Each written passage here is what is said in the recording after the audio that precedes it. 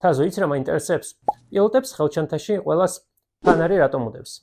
დღეს შემთხვევით ეს დიდი ხნის წინ დასმული კითხვა შემხვდა. მოკლედ, სანამ ფრინავი თვითფრინავზე ავა, ის ხომალდს უკეთებს შემოვლას და ამოწმებს მნიშვნელოვან დეტალებს, როგორიცაა ხუნდები, ბორბლები, სხვადასხვა ზედაპირები, ნათურები, ძრავები და ასე შემდეგ. ყოველი ასეთი რეისის წინ ხდება შემოწმება და უსაფრთხოებაზე ზრუნვა, მაგრამ სულ დღისით ხომ არ დავფრინავთ. ამიტომ ფრინავს ჩანთაში უდევს ფანარი.